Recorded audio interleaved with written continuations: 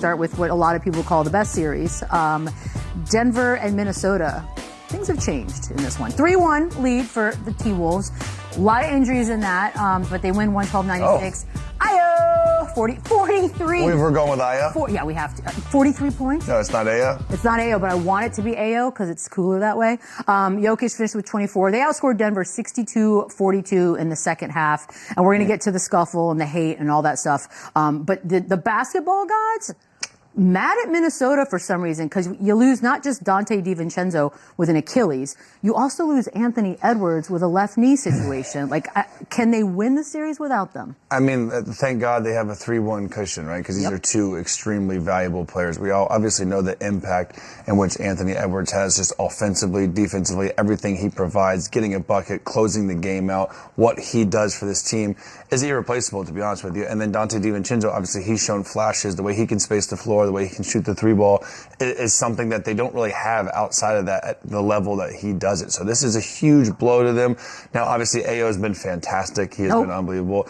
Bones Highland's going to have to play more. You got to imagine they go to Terrence Shannon or Kyle Anderson, who Chris Finch does trust and respect a lot. So they do have some depth there on the bench. There's going to be a lot of Julius Randle, a lot of Jaden McDaniels, a lot of Naz Reid. So they're still going to have some similarities there and familiar offensive sets with those guys out. But those are tough two guys to lose in such a critical time. And again, the Nuggets are very good offensively. They were great all year. They haven't been great this series, but it's far from over. And it's not scary, but they need to win Game 5 and get as much rest and time off for Anthony Edwards as they possibly can go into the next series, because they might win and get out of this series just with a 3-1 lead, but it's only going to get more difficult and difficult. It's just a tough blow for them, and I obviously hope they recover, quickly. This is brutal, Lou. No, yeah, I'm with Chandler on that. And one of the things that's going to be interesting to see from Minnesota is now that Denver knows that Ant Edwards is out, they know that DiVincenzo is out. That puts pressure on these guys, and not only that, you can change up the way that you're going to scout. You can change the way that you're going to go about it. Now that Ayo is coming off the bench and he's being the player that he's being, throwing in a 43, now he's a part of the game plan. He's a part of the game prep. So now some of his stuff is going to be limited. They're going to try to take away opportunities from him. Bones Highland is going to be another guy that's going to pop up on the game plan now. Naz Reid, now that Denver can watch these guys and watch the film and be able to take away some of the strengths and the things that they do well on the floor, they're going to be able to game prep for that. And that's going to be the adjustment that you see in Denver and going into this critical Game 5 for them. But I think Minnesota still has enough. They're still playing in a way that I think they get out of this series because they've been the more physical team. They've been the more aggressive team. And this, but they found something when it comes to Denver that they know how to attack these guys. I think they still have the right guys in the lineup that they can continue to attack them. I think they get out of this one, but I agree with Chandler.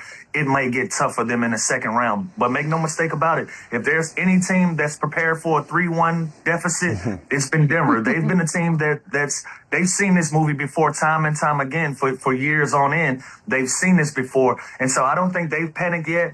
If anything, the pressure is back on Minnesota, even with a 3-1 lead. So let's see what happens. And what a luxury for Minnesota to have a guy like Mike Conley now just to insert probably back in the starting lineup. He's been a starter his whole career. I think he started 15 games this season already for them. So he's definitely that setup guy that they can now go to and kind of run the offense in a different way than they play without Anthony Edwards. Again, I think it's going to be a high dose of Julius Randle. I think Jaden McDaniels is going to have the ultimate green light. Naz Reid is going to have to be the guy that comes in, has to be uber aggressive. But it's really, really good that they do have a vet experienced guy like Mike Conley that they can just plug in there. And on the flip side, Denver, it's now a 3-game series and you have home court advantage. Like Lou just said, if there's one team that's poised where their offense hasn't been great, there you go. Jokic hasn't been great, and I think they're the number one offense in the NBA during the season. They're the 14th out of 16th in the playoffs. That's crazy. It can't get much worse for them, is my point. And now they have a 3-game series with home court advantage. It's far from over. I know not everyone cares about this kind of stuff, but I do think eerie patterns are something to take note of, and people already have. The number 0 is kind of, it's like Tyrese, Tatum, Dame, and now Dante, all with Achilles. I wonder if people will reconsider. Like if you're number 0, Lou, are you changing it?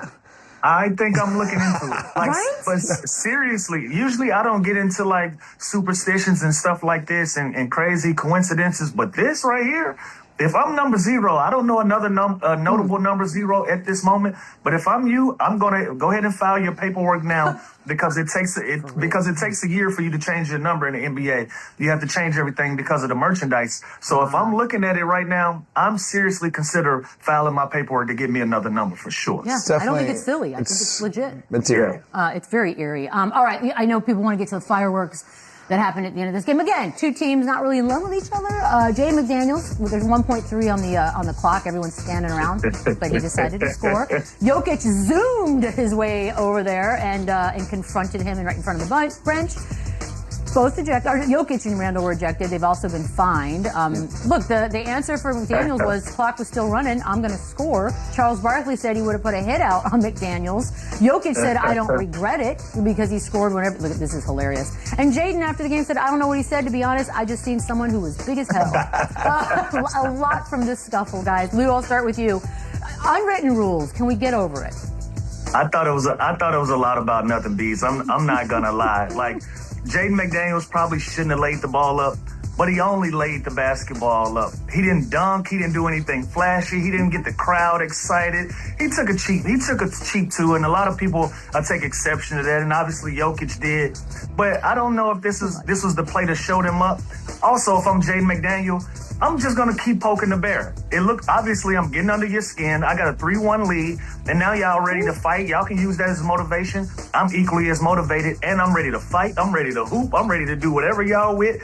I'm with it. I'm down for it. And so I thought it was a lot about nothing. These guys lost some pretty good money yesterday over it. But, we talked about this early in the year. We got to come to a consensus with who's able to finish plays at the game. The losing team are the only guys to finish playing and not the winning team. I did see 9 other guys stop playing.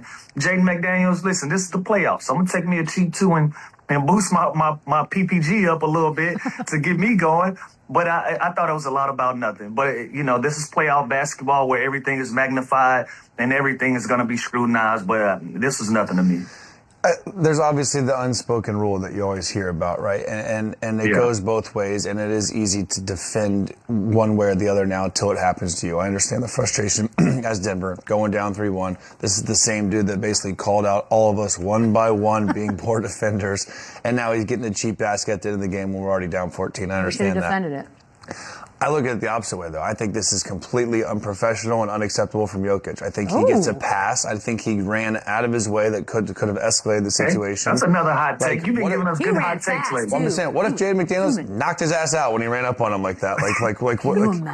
He made this situation a lot worse than just taking the L. You haven't been able to guard him all series long. You haven't been able to get stops all series long. Now you want to be mad when the game's already over, when you already had 47 minutes to stop them. Like, I get it, it's boiling over, but I just think this is I think Jokic should have got fined way more than the other guy, than Julius Randle. Julius Randle's reacting to what he did. Well, Randle got 35 and he got 50. I don't think that's fair. I think Julius Randle is coming to defense of his teammate who just got a bum rush 50 feet by the opposing starting center who's the MVP, who I think if this is anyone else in the league minus Steph Curry, I think we're talking about this in a different light, how this is unprofessional, this is dirty, this is not good for the game, this could have escalated something way worse. So I'm the biggest Jokic fan ever. I think he's the best player in the NBA. I think he was dead wrong in the situation, and you can't go and make this something for a guy getting a bucket at the end of the game. I think he is way out of line here. By the way, and don't give an agitator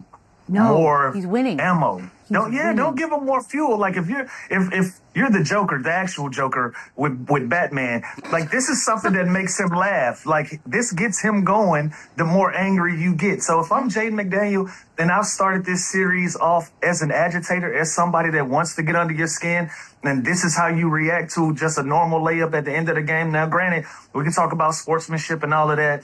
Everybody will pick that part apart. I'm just talking about somebody that's doing something that you know is trying to get under your skin, and you full court sprint down there to address him.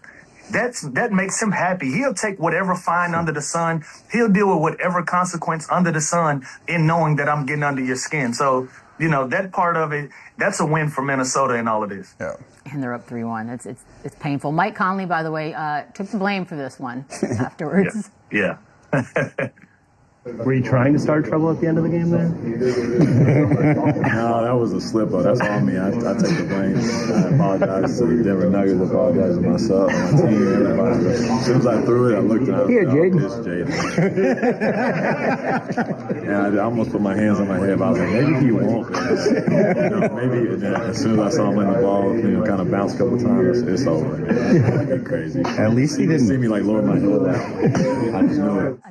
But it's the maybe he won't that gets me. How good of a dude is Mike Conley that he's apologizing for just throwing the outlet pass and just knowing Jaden Daniels. Again, this wasn't this is who Jaden McDaniels is. Like, it's fine. Again, I understand the unwritten rule. It's classless, whatever you want to say, disrespectful. Fine. Like, you haven't stopped him all series long, is my point. Now he does one little layup. He didn't play great. He had 10 points. He wanted to get to 12. Like you want to stop him before the last 2 seconds of the game. Yeah. But it is hilarious that Mike Conley knew exactly when he let go that ball. He's like, damn. It's the wrong guy. Yeah, Chandler, this is the playoffs. Like, everything is supposed to get people angry. Every single thing, from how the city treats you when you land in their city, from hotels, the restaurants, everybody is in on the playoffs. And we know that as players. Every city is in on the playoffs. So we're supposed to stop now at the end of the game for that? Like, this is where the buck stops? Like, come on, man. It's a lot about nothing. I'm kind of shocked Barkley was on the side of, like, he shouldn't have done it. I feel like I don't know, it feels But you know what? Then first play of the next game, give him a good chunk on a pick and roll or like something. Or let him know that we're not playing that this game. But, like, to go and run 50 feet out of him and make the situation way worse, I think is just uncalled for by Jokic. It's just a lot of frustration that, like you said, that could have transpired into something way worse than it was. And then Julius Randle gets fined $15K less for what? Helping his teammate that's just got bum rushed? It's a little bogus. Wonky. I agree. By the way, is there a better rivalry right now? I was trying to think. Like, I can't think of one. Now. Maybe the Spurs Thunder, if I can't stand them. Let's go. Okay, yeah, you're right. But this is great because it's chippy. It's experience. These guys talk. McDaniels is making it. McDaniels is making it something. Anthony Edwards is going to let you hear about it. Like, Rudy Gobert is easy to hate. Now he's easy to love and cheer for. And on the other side, too, they got some physical guys like Aaron Gordon who like to mix it up, who is kind of a shell of himself right now. Yep. But, like, this definitely, these are two elite teams that kind of have two different styles of play, and they are clashing right now. I love it. I do. I wish the series was a little closer, but I guess. But it could be. Again, this is like. You know what? I like a budding one down in Atlanta and New York. That's probably my favorite right now. Like, it's probably not as sexy as a New York, LA, or New York, Boston, or something like that. But Atlanta's giving us our money's worth. And being somebody that the New York Knicks are starting not to like in the Atlanta Hawks. So I'm digging that one too. By the way, shout out Charles Oakley. Not allowed to go to the games at the Garden, but he was at the game in Atlanta. Brilliant. All right, Which is crazy. It's dumb.